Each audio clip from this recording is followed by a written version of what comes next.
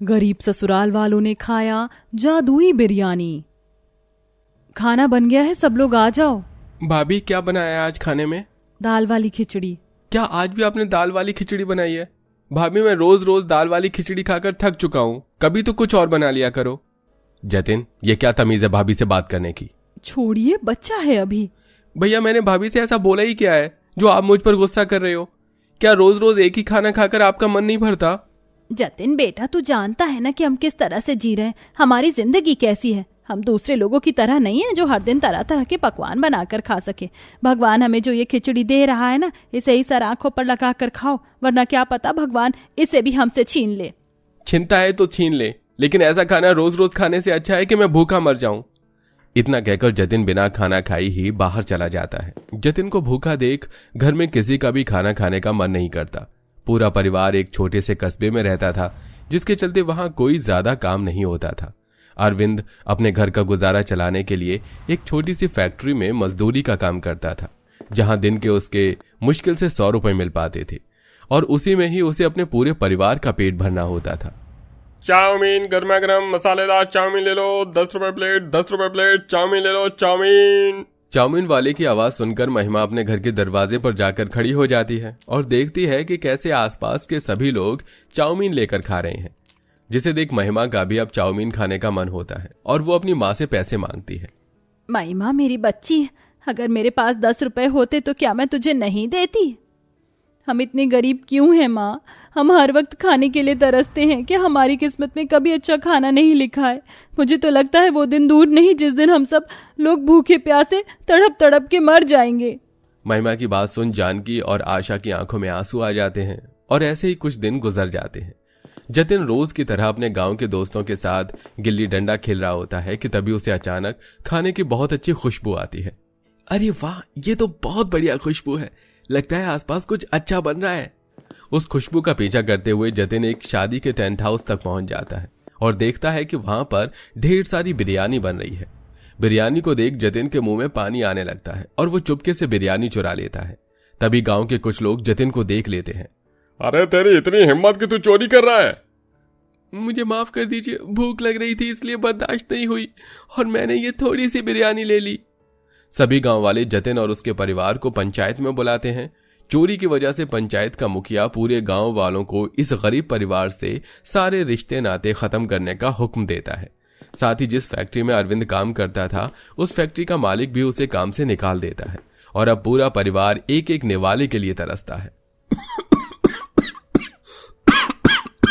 कब से खांस रहे हैं, थोड़ा सा पानी पी लीजिए। कब तक इस पानी को पी पी कर अपना पेट भरूंगा? खाने का एक दाना भी 3 दिनों से पेट में नहीं गया है। तुम सब भी भूखे हो, क्या करूं कुछ समझ नहीं आ रहा।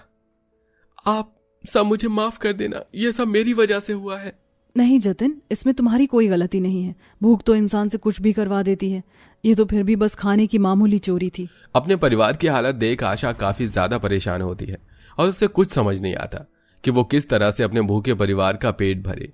हर रोज की तरह आशा आंगन में बैठी होती है कि तभी उसे अपने आंगन में कुछ मेहंदी के पौधे दिखाई देते हैं, जिसे देख मैं तो भूल ही गई थी कि कुछ महीने पहले मैंने मेहंदी के पौधे बोए थे। इसके पत्ते मेहंदी बनने लायक हो चुके हैं, क्यों ना मैं इससे मेहंदी बनाकर पास वाले शहर में ले जाकर बेचूं। आशा उन मेहंदी के पत्तों को तोड़कर अपनी नंद के साथ मिलकर उसे अच्छे से पीसती है और मेहंदी बनाकर अगले दिन से हर रोज शहर में मेहंदी बेचने जाती है, जिससे वो दिन के 100-200 रुपए कमा लेती थी और पूरा परिवार ऐसे ही आधा भर पेट रूखा सूखा खाकर अपने गरीबी के दिन जीने लगता है। क्या हुआ जतिन, तुम खाना क्यों नहीं खा रहे हो? खा रहा हूं भाभी, बस यही सोच रहा था कि कब तक हम ऐसा खाना खाएंगे। क्या हमारी किस्मत में कभी अच्छा खाना खाना लिखा नहीं है भगवान ने? जतिन की बात सुन और उसकी आंखों से झलकते आंसू को देख आशा बड़ी मुश्किल से अपने आंसू को रोक पाती है, जिसके बाद अब हर रोज की तरह आशा मेहंदी बेचने के लिए शहर चली जाती है। सारी मेहंदी बेचकर आशा शाम में अपने घर लौट रही होती है कि तभी उसे बीच जंगल में एक बूढ़ी औरत दिखाई देती है, जिसके पास कई तरह के मिट्टी के बर्तन रखे होते हैं। इन बूढ़ी अम्मा को तो मैंने आज से पहले कभी नहीं देखा, और ये बीच जंगल में बैठकर इन मिट्टी के बर्तनों के साथ क्या कर रही हैं?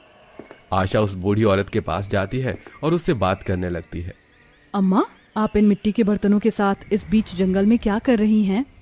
कुछ नहीं बेटा, बस इन्हें बेच रही हूँ। क्या तुम मुझसे बर्तन खरीदोगी? हर बर्तन सिर्फ 10 रुपए की है।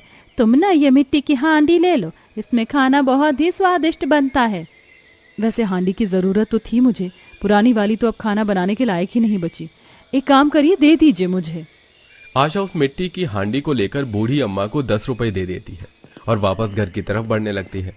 लेकिन तभी आशा जैसे ही पीछे मुड़कर देखती है तो उसे वो बूढ़ी औरत दूर दूर तक दिखाई नहीं देती। हे भगवान, ये क्या था? अभी तो ये बूढ़ी औरत यहीं थी, अचानक कैसे गायब हो गई? आशा जल्दी से उस मिट्टी की हांडी को लेकर घर आती है और ऐसे ही कुछ दिन गुजर जाते हैं और आज कई दिनों बाद आशा की काफी अच्छी कमाई होती है। एक काम करती हूँ, इससे बिरयानी बनाने का सामान लेकर आती हूँ। देवर जी का कब से बिरयानी खाने का मन कर रहा था, आज तो वो बिरयानी खाकर खुश हो जाएंगे। आशा बिरयानी बनाने का सारा सामान लेकर घर जाती है और बिरयानी की तैयारी करने लगती है। आज मैं बिरयानी इस मिट्टी की हांडी में बनाती हूँ। मिट्टी के बर्तन में बने खाने का स्वाद दुगना बढ़ जाता है। आशा जल्दी जल्दी उस मिट्टी की हांडी में बिरयानी बनाने लगती है और आज पूरा परिवार कई महीनों बाद इतना अच्छा खाना खाकर काफी खुश होता है। वाह भाभी, क्या बिरयानी बनाई है! ऐसी बिरयानी तो कोई भी नहीं बना सकता। भाभी, मुझे भी ऐसा ही लगता है, आप तो सच में बहुत ज्यादा अच्छी बिरयानी बनाती हो। भाभी, एक प्लेट और दो ना बिरयानी। सभी को वो बिरयानी इतनी पसंद आती है कि सब 3-4 प्लेट खा जाते हैं, जिसके चलते अब सिर्फ एक ही प्लेट बिरयानी बचती है, लेकिन उसे भी महिमा खा जाती है। मेरे लिए तो बिरयानी बची ही नहीं, लेकिन कोई बात नहीं, मेरे परिवार ने खा लिया तो समझो मैंने भी खा लिया। सबके खाने के बाद आशा जैसे ही उन सबके बर्तन उठाने लगती है तो उस हांडी के अंदर से थोड़ी सी आवाज आती है, जिसे सुन आशा जैसे ही हांडी खोलती है तो उसके अंदर ये क्या? ये हांडी तो बिल्कुल खाली थी, तो इसके अंदर बिरयानी कहाँ से आई? लगता है मेरा ही वहम होगा पहले। अब आशा भी पेट भरकर बिरयानी खाती है और हांडी को ढककर सो जाती है। अगली सुबह जैसे ही आशा चूल्हे के पास चाय बनाने के लिए जाती है तो उस मिट्टी की हांडी को देखकर जैसे ही उसे खोलती है तो वो पूरी की पूरी बिरयानी से भरी होती है। ये क्या? ये मिट्टी की हांडी के अंदर फिर से बिरयानी कहाँ से आ गई? क्या हुआ भाभी, खुद से क्या बातें कर रही हो? महिमा के पूछने पर आशा उसे सारी बात बताती है, जिसे सुन अब दोनों नंद भाभी जैसे जैसे उस हांडी में से बिरयानी निकालते हैं वैसे वैसे वो हांडी फिर से बिरयानी से भरने लगती है। ये सब क्या हो रहा है? इस हांडी में इतनी सारी बिरयानी वापस कहाँ से आ रही है? पूरे परिवार को कुछ समझ नहीं आ रहा होता। तभी उस हांडी में से आवाज आती है, मैं एक जादुई मिट्टी की हांडी हूँ। मुझ में जो भी कोई व्यक्ति एक बार खाने की कोई चीज बनाता है तो वो चीज जादुई हो जाती है और वो फिर कभी खत्म नहीं होती। ठीक उसी तरह जैसे ये बिरयानी अब कभी खत्म नहीं होगी, क्योंकि अब ये एक जादुई बिरयानी बन चुकी है। उस मिट्टी की हांडी की आवाज को सुनकर सारा परिवार काफी ज्यादा खुश होता है। आज तक जो बस सुना था कि भगवान इंसानों के रूप में आकर मदद करते हैं, लेकिन आज मैंने देख भी लिया। ना जाने वो बूढ़ी अम्मा कौन थी जो पल भर में मेरी जिंदगी भर की मदद करके चली गई। पूरा परिवार उस बूढ़ी अम्मा का शुक्रिया अदा करता है और अब सब बैठकर पेट भरकर बिरयानी खाते हैं। जिसके बाद अब आशा अपनी सास के साथ उस जादुई बिरयानी को लेकर शहर की तरफ जाती है और वहां पर उसे बेचती है। जादुई बिरयानी होने की वजह से शहर के लोगों को भी बिरयानी काफी पसंद आती है। अरे मैं तो सोचता था कि सिर्फ बड़े बड़े होटल और शेफ की हाथ की बिरयानी अच्छी होती है लेकिन गांव के लोग भी इतनी अच्छी बिरयानी बनाते हैं, ये मुझे आज पता चला। जादुई बिरयानी होने की वजह से हर कोई उनकी बिरयानी का दीवाना हो रहा था, जिसके चलते उनकी आमदनी बढ़ती जा रही थी। ऐसे ही समय गुजरता है। आशा हर रोज की तरह बिरयानी बेच रही होती है। तभी वो देखती है कि उसकी बिरयानी के ठेले के पास में ही लगा दूसरा ठेला कैसे एक गरीब बच्ची को अपने ठेले से दूर भगा रहा है, जिसे देख आशा उसके पास जाती है। क्या हुआ बेटा, तुम रो क्यों रही हो?